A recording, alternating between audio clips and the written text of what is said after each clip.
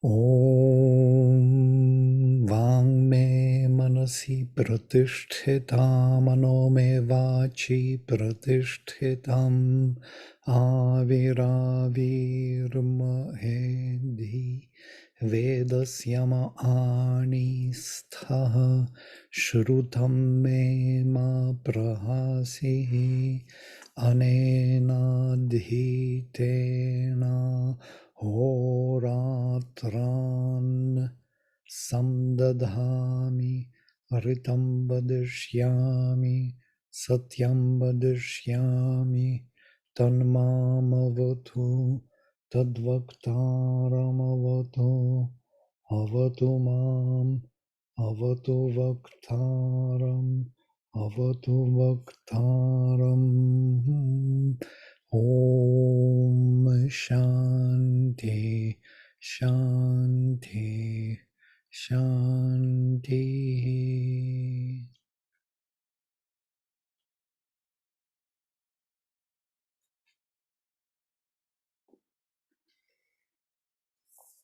Agnim devaso manushishu vikshu priyam dhu ksheshiyanto namitram sadidayat ushatich urmiya a dakshayo yo dasvate dame a. As man who would settle in a home, bring into it a beloved friend, the gods have set the fire in these human peoples. Let him illumine the desire of the billowing nights. Let him be one full of discerning mind in the house for the giver of sacrifice. Agni placed the gods in the human. Yes, the gods placed. This is the problem of syntax. Agni, the gods placed in the human peoples, as one places the beloved friend in one's home. He illumines the nights. Swelling with desire, we spoke about this, who is to be a discerning center in the house of the worshipper.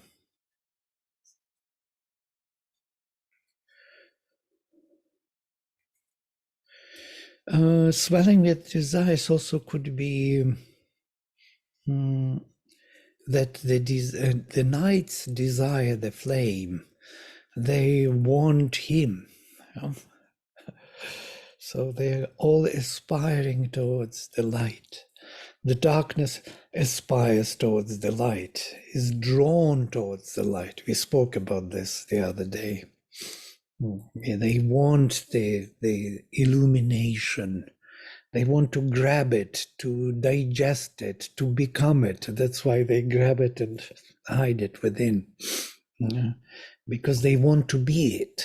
How else can you be it if you don't gobble it? Yeah?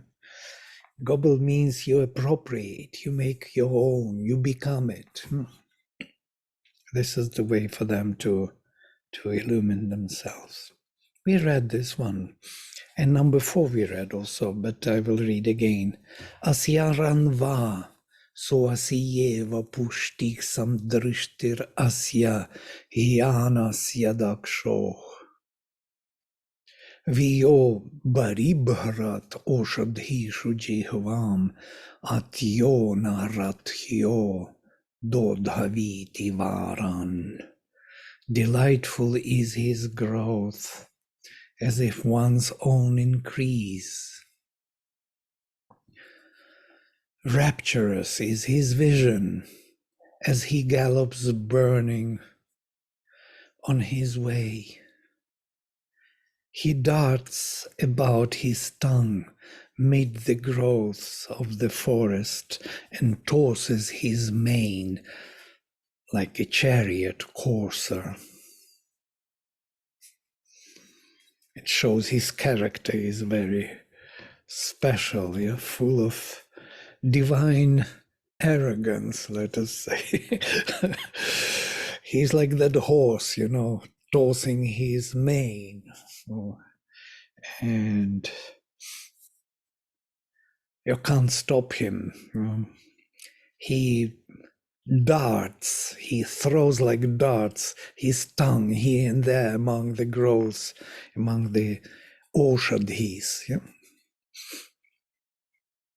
Happy is his growth, as if of our own. I had our own svasya, not of his own. Maybe one shouldn't do this our own.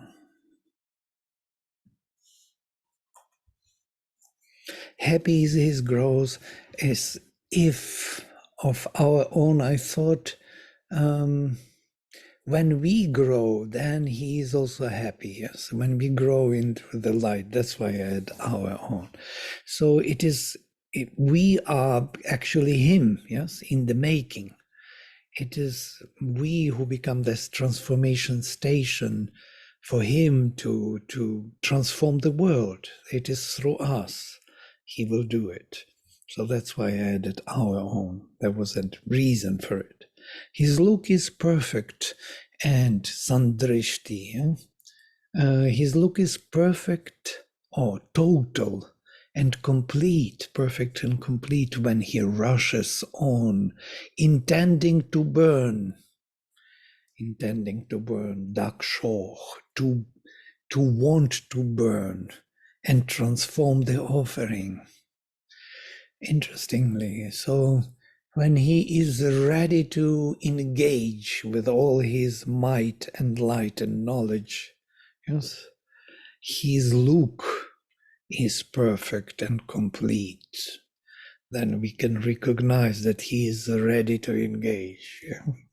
It's as if the inner experience of Rishi, yes, he knows that look.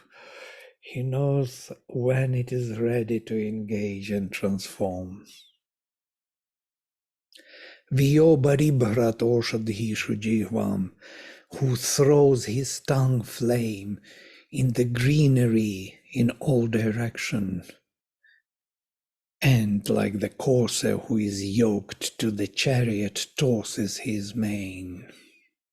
When the courser is yoked to the chariot, he is like restricted, he is given the burden, yeah, and because of that there is something there. He has to apply like an extra energy or something. He has to find an extra force in himself, yes.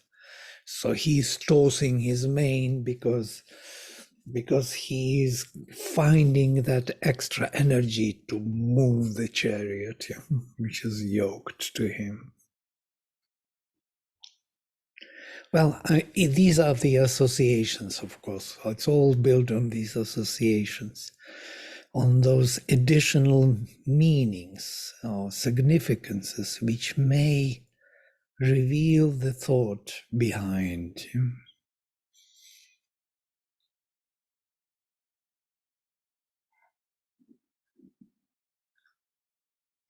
And then we come to number 5, which we didn't read. Ayan me abhavam vanadach pananta. Ushig bhyo na amimita varnam. Sachitrena chikite ramsubhasa. Jujurvan yo muhur ayuva bhut. When my thoughts, enjoying him, chant his mightiness, when my thoughts enjoying him chant his mightiness. Look at this phrase. Yeah? It's full of spiritual significance. You cannot find this anywhere, even in the poetry.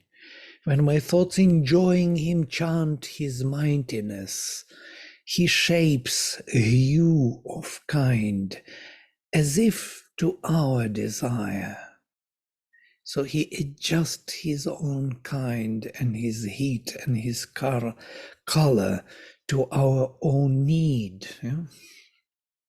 To what we call him upon. He awakes to knowledge in man and have the ecstasy by the rich diversity of his light. He awakes to knowledge in man. He is the power, the divine power, but awakes to knowledge. Chikite, he becomes aware, chitrena, bhasa, yeah, with the light and with chitra. Shubhendu would translate with the ecstasy by the rich diversity of his light. Old and outworn, he grows young again and again. Jujurvan yo muhur yuva bhut. In the moment he becomes young again, though he was worn out, as it were, spent his energy, and then in the moment he becomes again young. When my thoughts desiring the bliss praise the terrible, I'm translating literally, terrible here is abhavam. When my thoughts desiring the bliss praise the terrible, he adjusts his manner to fit my needs and wants. He becomes aware in the blessed ones by the light of consciousness, chitrena bhasa. I translate chitra not as a varied light, but from root chi, like mantra, yantra, tantra, chitra. Yeah? So it is full of focus of consciousness, full of power of concentration, of the concentrated light. Yeah? He becomes aware in the blessed by his concentrated light, and even if he is worn out, he becomes young again in a moment.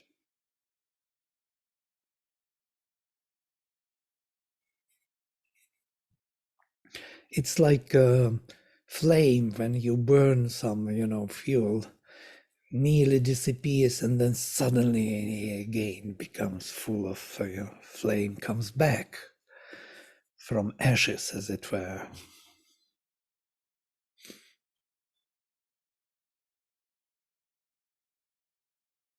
Yeah. There are words like vanad used only here, you can see here, or ramso used only in this verse in the whole literature of India. So you will not find these words anywhere else. Vladimir, I have a question. Why is Agni old and worn out? He can never be that. Well, why not? You can extinguish him in your surface being. It will go in and disappear there within his own inner worlds. And this raw material here will not be easy to kindle. Yeah. So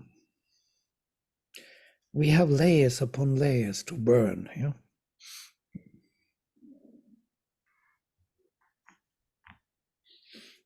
So is him becoming young again and again due to the bliss of our Yes, very good. Yes, that's connection. Yeah, with yes.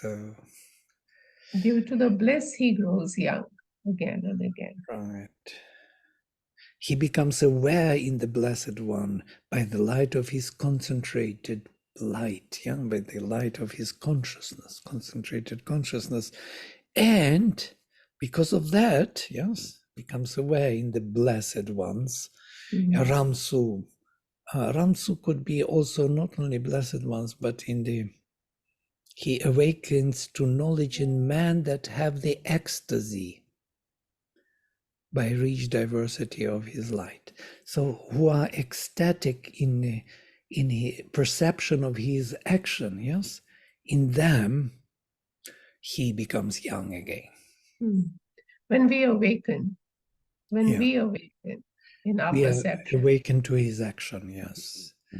When we welcome his action, when we are not afraid to transform ourselves, when we feel bliss from this transformation. It's a very tricky part, because there is something in us which wants to endure, doesn't want to change, wants to stay safe in its own kind of equilibrium zone. Whatever we achieved wants to maintain itself, its own equilibrium. And Agni is always disturbing that equilibrium. And to agree and to feel even bliss from this disturbance, to feel bliss from this uncertainty of settlement, to be happy to move forward constantly, to progress, yes? In that man, he becomes young again. And that's what Mother describes as to be ever young, never to be satisfied with what you achieved. And that's how your life also increases. Yeah. The life force increases. That's how the life increases also, lifespan. Yeah. Isn't that linked to Agni also? Absolutely. That is the force of life, which is growing, which is beaming, which is, and doesn't matter that it may even be destroyed, because destruction is a part of creation in this case. Yes. So even though you're old outwardly, your consciousness remains young always. Also, your parts of your being, truly speaking, even physically, it will be so. When immortality will be achieved, that our physical parts will be revived constantly, yes, and that is recreated moment by moment. They will be created new again and again. This is how Mother describes the supramental consciousness, yes, which is absolutely unique in a way. She says that in the supramental plane, you see that the world is constantly created, moment by moment, constantly created and destroyed, created and destroyed. That's why it is always there. We think that we are here because our substance endures. No, it is being recreated on the supramental plane. That's the secret of time also, and endurance in time. We just can't get it. Our mind is not made to really understand this. But if you think of for a moment that this world is being created all the time, that is immortality. Because in time, how else would you endure? Time means that the time is gone and that's it. And so you need another being. So another being has to be, the same being has to be recreated. So in this case, muhur, this word, moment, yes, is a very supramental word. Having become worn out by time, in the moment he becomes young again. And that also explains this puzzle, physical, of the physics of the preservation of energy. We have no idea what it really means. If you think of this, that there is a law in physics of preservation of energy. Energy does not go anywhere. So if something is burned to ashes, that energy which was there in the being goes and passes to other forms. It's never wasted. It is charging other forms, which are charging other forms, which are charging other forms, and the energy is traveling through and never exhausted. What is this? They should be exhausted. We believe, and that is that we believe in death. Yes, that it is exhausted. That's why we die. But energy is not exhausted. So that means it's only because of time and space that it is moving away somewhere. That's why we eat. We eat because we charge ourselves from the other energy to get energy into the system, to endure in time. That's why the traveling of the energy. But So sorry, just a But clarification. if you imagine that it is not needed to pass it away, that it is recreated within the system, that's the idea of immortality in time.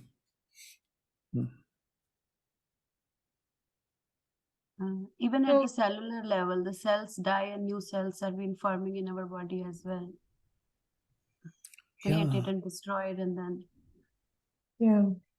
Your mother says about the cells something. I will tell later. Yes, Jayashri, go ahead. So what I wanted to say is when we die, actually that energy of that consciousness of the individual who dies just goes into the universal pool, so to say, and it carries on, adding to that. And, that's how the creation continues to happen. Yeah. And mental energy, vital energy, all energy, physical energy, everything has its own source. We all live on borrowed energy. Yes? We borrowed it from the source, we live by it, and we give it back. So it is going back to its origin, to its source. It doesn't stay in this formation because it travels, it moves in time and space. About the cells, Mother said something interesting, unexpected for us, which we would never think. She says the cell is made in the form of immortals. So the cell is immortal. If you take it separately, she says, it is made in such a way that it can recreate itself, rebuild itself.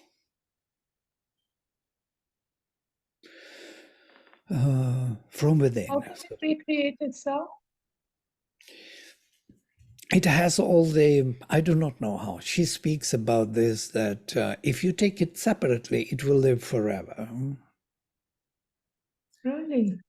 Yeah. Wow. It's an agenda. And that was her discovery.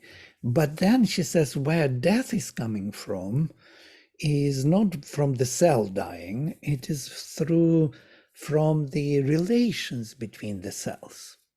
The relations are not harmonious. So when you take 2, 3, 4 cells, organ and several organs, different types of cells, and put into one being, for them to endure that collaboration becomes very difficult. There are contradictions between them. They fight, they compete. The disease she describes as domination of one organ over the other, even that is happening within our system. Can you imagine? Egoism within the organs. Organs also are egoistic. So, what to say about human beings? Yeah. So, and she also even taught us to speak to the organs, to speak to them. Yes. Tell them that what is right way to function. I've tried this sometime. Yeah, and But it should work. Mind comes in and says, oh, don't know if this really working. Yeah, if you remove mind for a while, it will work. Yes. So in one day, 1.2 kilograms of cells die in our body. What? Die? Yes. Of In course, one day, we review. approximately, yes, 1.2 kgs of cells die, but it's nothing to worry about, quite the opposite. It would be a real problem if the cells in your body did not die. Cell death is a completely natural part of the body's recycling of cellular building blocks, and Yeah. it is actually a precondition for life. Wow, where are you Well, reading? that conclusion is conclusion. The last sentence is very questionable according to the mother. Yes, she says it's rather abnormal. Yeah, that that what we call normal for her is abnormal. Yeah? So the organs, the cells have to be in collaboration and harmony, and they are not. And because of that, there is this constant dying of trillions of cells and being rebuilt. And I also noticed when you fast, for example, and you lose your weight, yeah, you become thin and then you become fat again. So when you become fat, these are new cells. So you are becoming younger again. You become younger by burning away cells and getting new ones, yeah, so to say. They're being rebuilt. There is something interesting about this. I noticed that this has an influence on how people look, yeah, when they do this. Yeah? When they come back to, they get new cells. Of course, skin and all that is on the surface, teeth, the hair. Yes, it's that by which we decide, but that is not the whole thing. There are many more cells which are younger, and also blood cells. Yeah. So why, for example, in the older times when you are sick, they were drawing blood from you, and because you start rebuilding the blood, and then you cure yourself. Yeah. So all these things are quite interesting to observe how cells, but if you take separately cells, which is impossible to take, one cell out of the system, then it is immortal. This is something very interesting to know and to think about. Maybe to know is impossible, but to think how Mother thought about it, that the separate self is immortal. When the amoeba itself survived as a single cell. Yeah, look That's how at it this. started. Yeah, and it is still there from the beginning of time, from the beginning of all evolution. This monocellular organism gave rise to all of us, yeah? And still it is there. Unbelievable. I saw the program How Life Started on Earth. There is a program somewhere, I forgot where it is. It's amazing what they say about these first bacteria. Yeah, Is how National they. Geographic? It is somewhere else, not National Geographic, but most probably there are many such films. 2.5 billion years ago, yes, the first bacteria was kind of formed, and it started to produce, the oxygen had to be produced because this is the strange thing about the water. We do not know where water is coming on Earth because water demands oxygen already. So without oxygen, where would you get oxygen from if there are no plants? So here we are. This is kind of, nobody knows nothing much. So there are theories. And those theories from those bacteria producing first, water into the atmosphere. There was no atmosphere. The earth was burned under the scorching sun and all that. And so without atmosphere, there cannot be water. So altogether, it's a big question how it came into being. But it's nice to watch and see what they think. And I see that they have no clue where this life is coming from. Why that amoeba started to move and to multiply. Why multiplying? Where that the gene came from, that DNA. To multiply, you need a DNA. You need something which will replicate you into another form. So this is an unanswered question, and I'm sure it won't be answered. But what is interesting that it won't be until we discover the spiritual reality. But what is interesting is that he said that not only that we do not know where life comes from, but that we have only one planet. Until now, we know only about one planet where life is here in the physical form, and that is Earth. There is no other planet where the life forms can be found in whatever. And that is something I was thinking about always. Some people say there are so many stars, so many planets, there must be many lives there. I don't know whether it is even true. Then where do ETs come from? Well, it is, and there are many different typal worlds, yes. There are typal beings, and there are spirits, there are all kind of creatures. But the evolving in the physical form life is available only on Earth, yeah? And I think like this, because Mother said that the Earth is the psychic being where the change of consciousness can take place. That means you have to take physical form for that, to change your consciousness. Physicality is needed, for one thing, for consciousness to evolve. Yeah?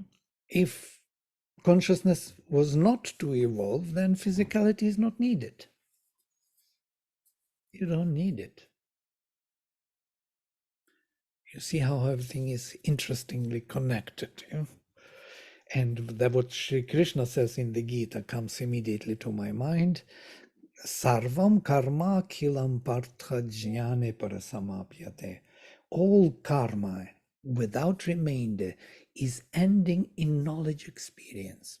So all the activities, all the actions which we consider to be important, as a result, I did this, I built that, are needed only for one reason: to increase knowledge experience, to increase that consciousness in us. That's why we live, embody, grow, because within us, within this form, the consciousness grows, the consciousness of the divine. And body at the end becomes the embodiment of the being, of the divine being. Consciousness and being become one and the same, and that is immortality. Power and consciousness are one and the same.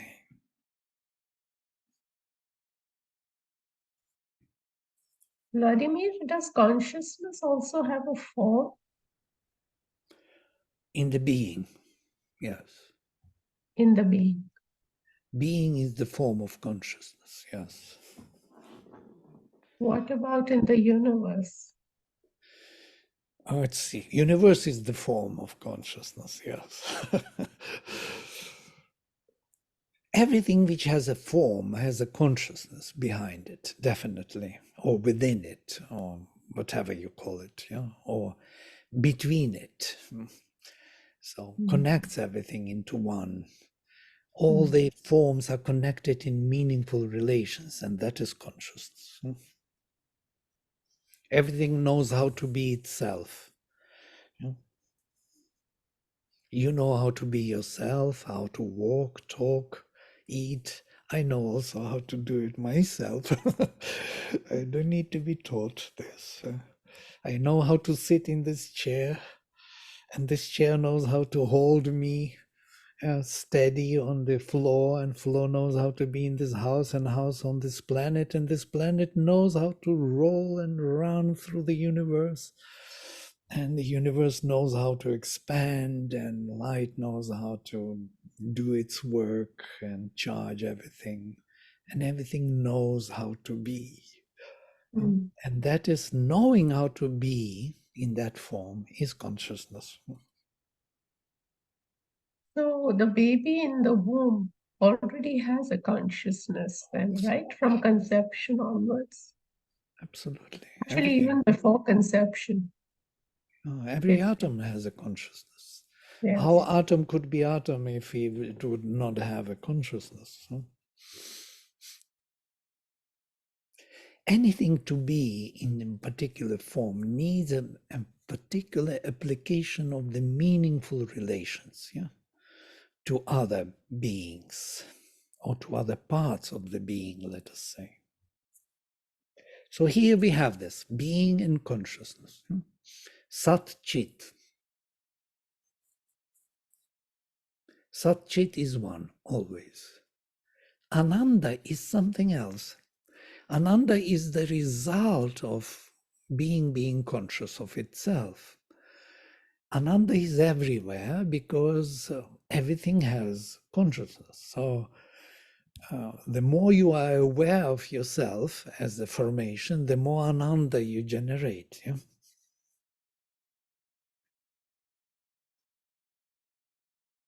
It is because of this Ananda, which is the becoming, the emanation of the conscious being, because of this emanation, that the creation was made, because he wanted, as Mother says, to have an additional Ananda. Additional. He didn't have enough, or so to say. As she explains so beautifully, she says, he has the Ananda of the supreme identity. It's a total, absolute Ananda. But he wanted to have an additional Ananda of unity. So he had an opportunity to generate more Ananda through becoming many and through his relations through many to multiply the Ananda. And this is the purpose, the meaning of our universe. The aim is to create more and more Ananda. And you see what the world is doing nowadays. Yeah? Well, it's the ignorant Ananda, yes? Wars, suffering. It's just a negative Ananda, so to say. It's also Ananda, but because consciousness is narrow, it generates pain.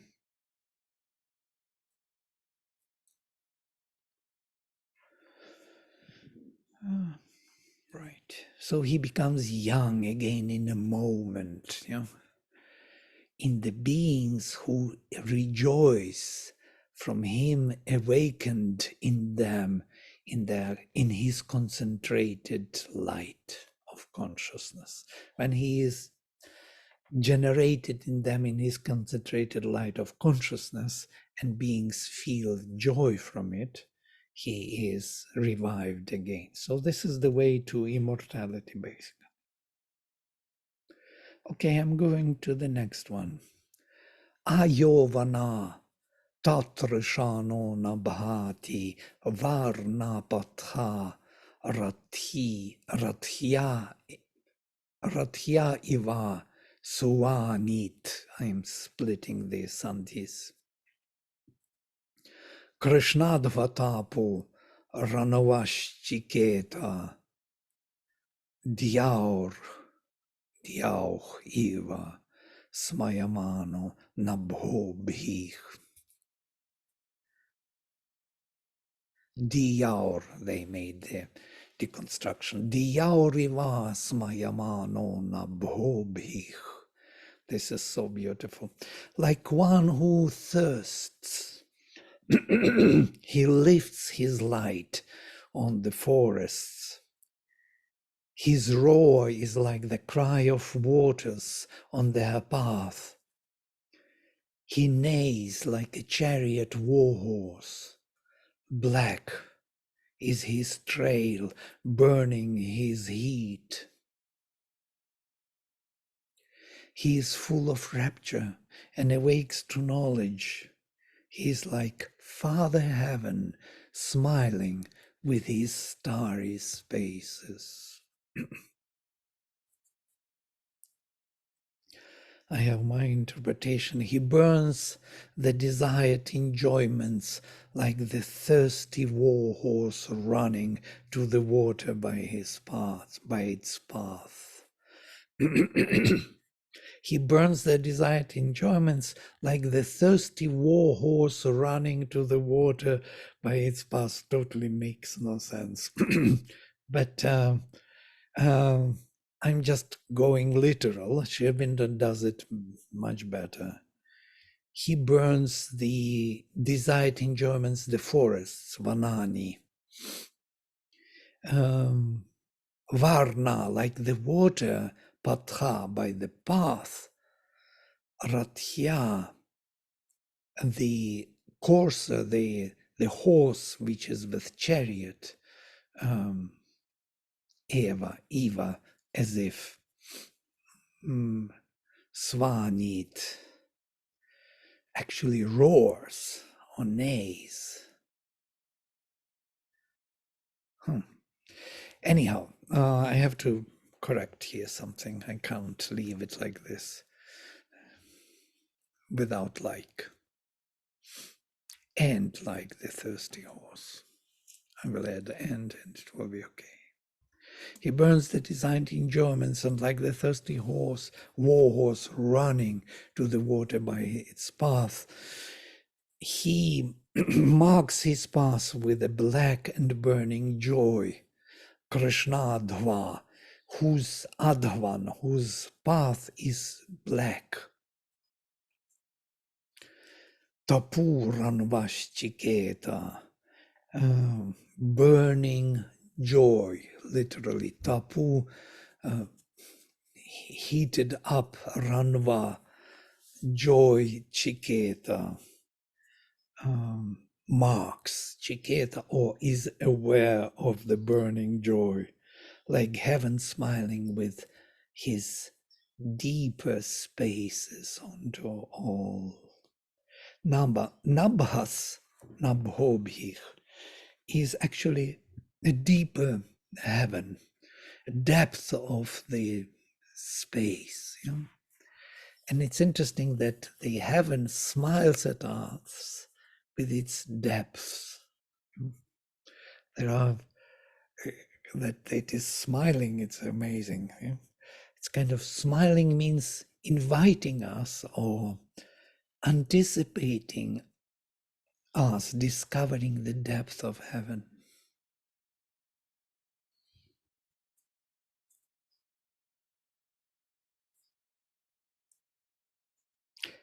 Nabhas.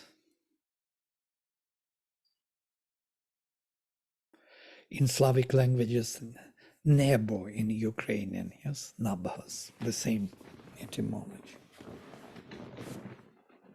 Vladimir, why does he say he lifts his light? Does it mean that he... I think it's the poetic expression, yeah. Like one who thirsts, he lifts his light on the forest. How would you else you would say that he burns the forest? Literally, bhati, he illumines, yeah. Illumines the desired things or the desires. He illumines everything which is desired, wanted, for enjoyment. Yeah? It's even better. He illumines everything which is desired for its true enjoyment. Yes? But Sri Aurobindo leaves vanani as forests, but vanam, tadvanam, is also that desired or that bliss, yeah, that ananda from root van. Yeah, because of this Sanskrit language, we have so many opportunities to connect things, because greenery is actually full of delight, yes, as we know. Mhm. It is that ananda, actually. It is that enjoyment, sap, that soma, yes, which we all enjoy when we eat food. We feel rasa. It is there. And he also enjoys it, yeah. Why is it compared to thirst? Like Yeah, one who thirsts, tatrishanach, yes, who is thirsty, literally. then how is thirst compared to illumination? To the vanas is compared, and to the waters. It's interesting because vana is full of soma, yes. He is thirsty for that delight, let us say. And Okay, thirsty got for it. that delight, he brings Yeah. his light upon it.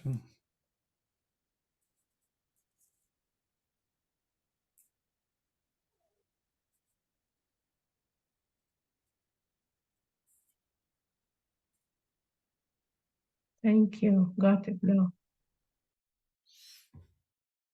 And that's why the waters are compared next, in the next one. Suddenly with the war horse for some reason, Varna Patha, as if the waters running from down on its path. Yeah, it's creating sound as if like the cry of waters on their path is roar. Interesting. Suddenly, waters become part of this comparison because he is thirsty. Thirsty for the delight hidden in the greenery. He wants to enjoy the sap, the rasa. Mm. And There that is a play. There is a play on the word thirsty, thirst. He's mhm, taking it in different, it's all its different meanings. You know, to be thirsty, yeah. thirst for something. Well, yeah, because he follows the words also. Like one who thirsts, he lifts his light on the forest, but it is implied that forests are full of sap, of that Yes. soma. Um, so he wants to release that soma for his enjoyment. That's what he burns, yes? And that sap is immortality, ambrosia, amrita. Yeah?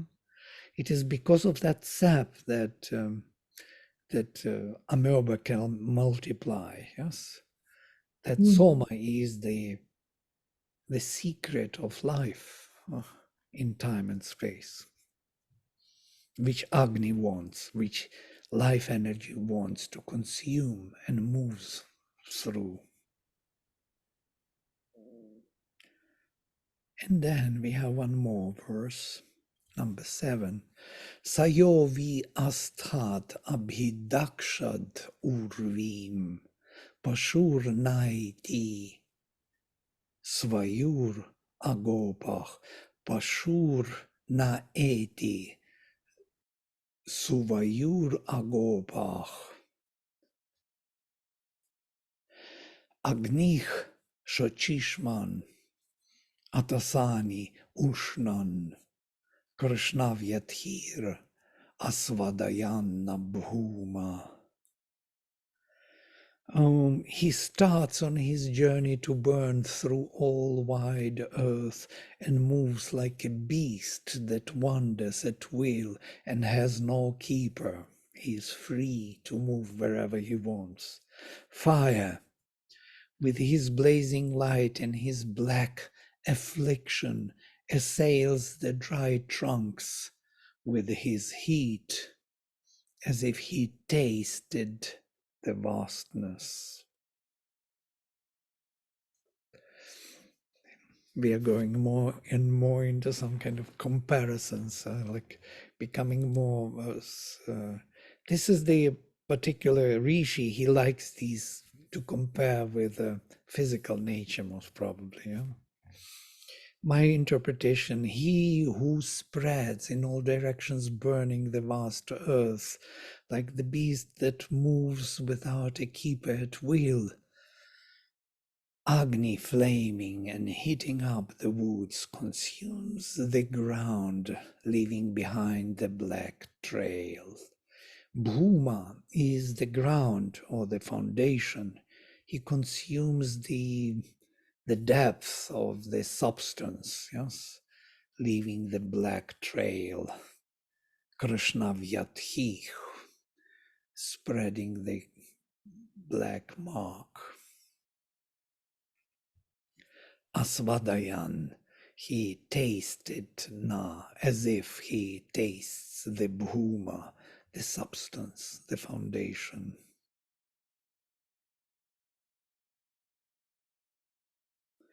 He wants to go deep into the bhuma, into the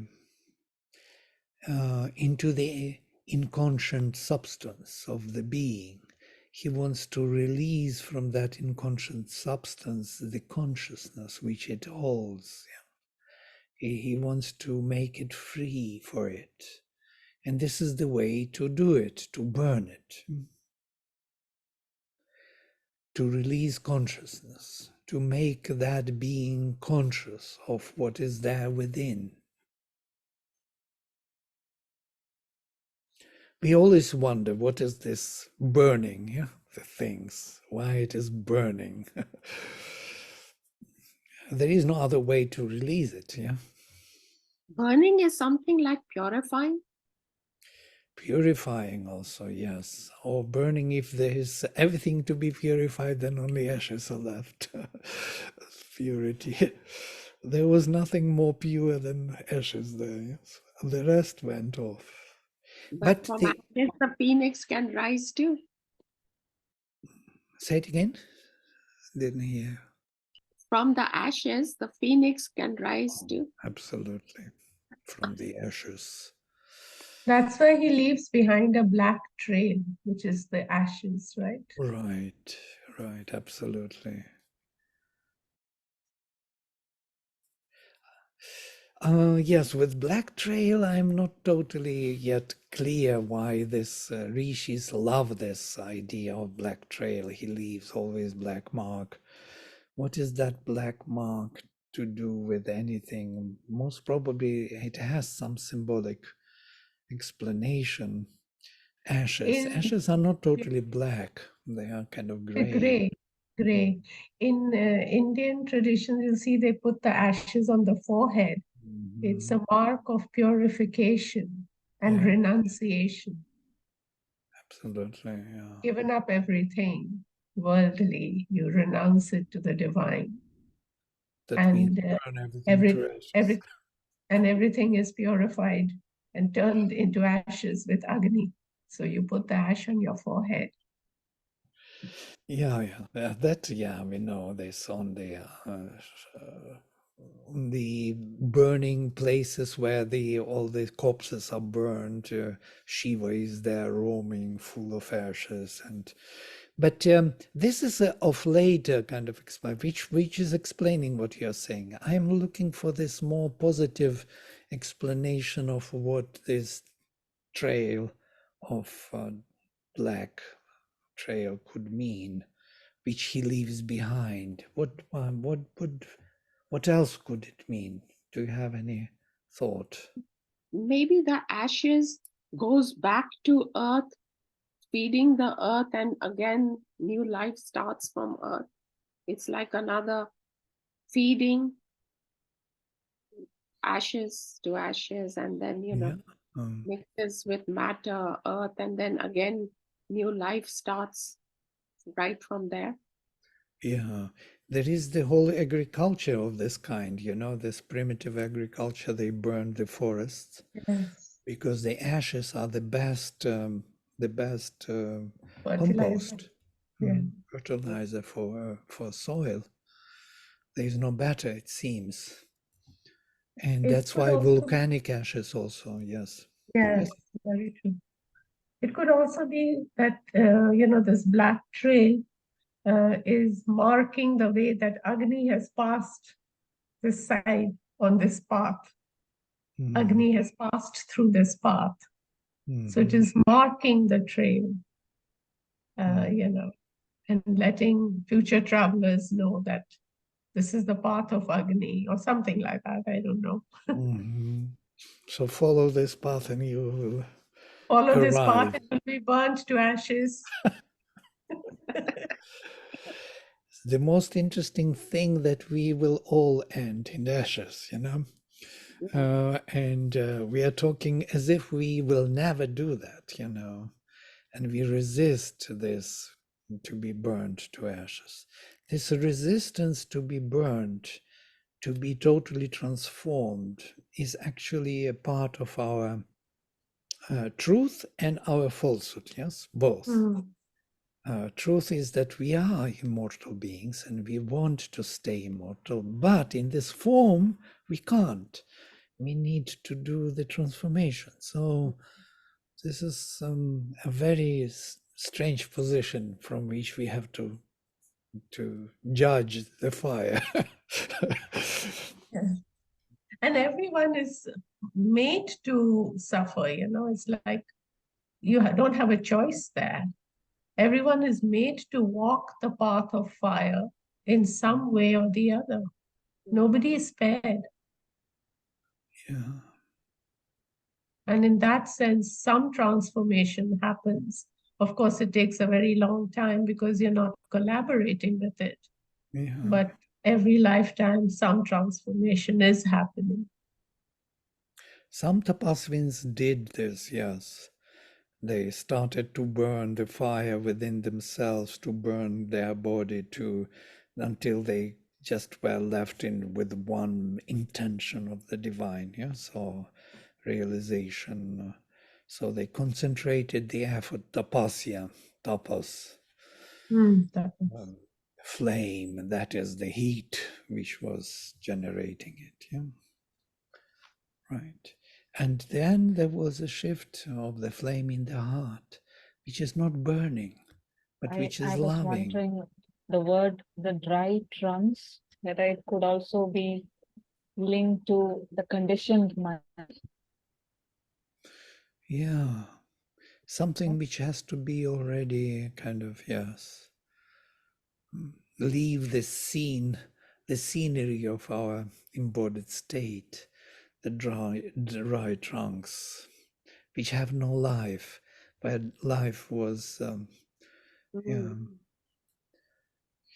yeah, could be.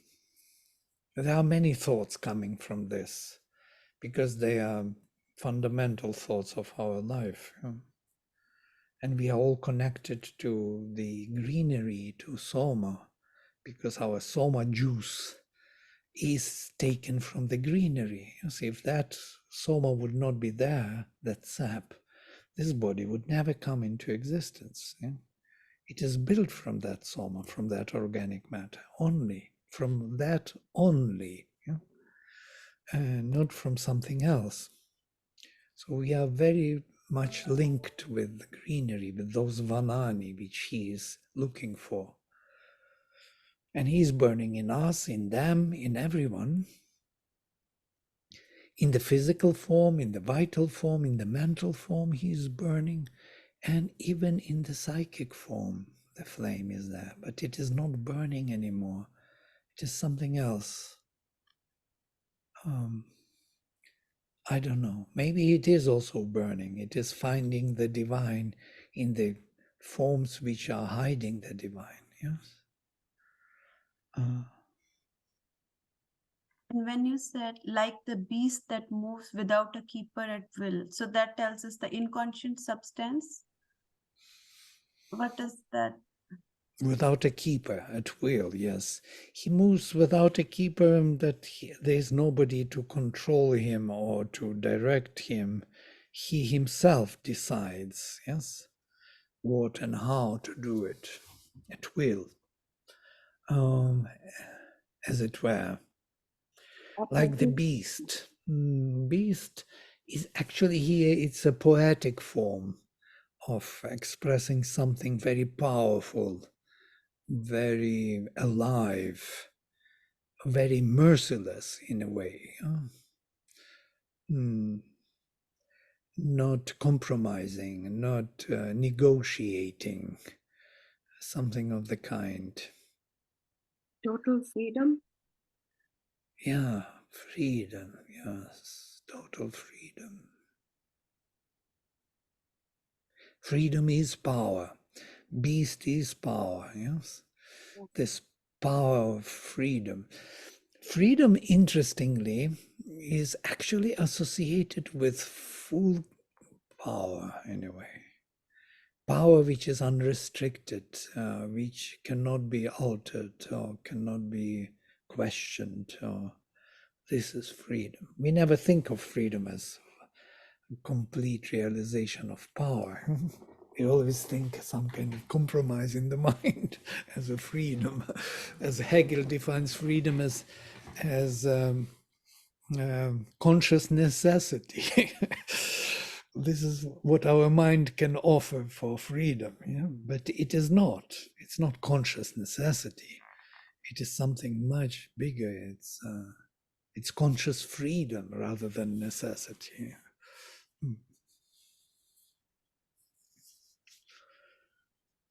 Yeah, these are kind of higher forms of thought, going far beyond our logical conclusions and justifications.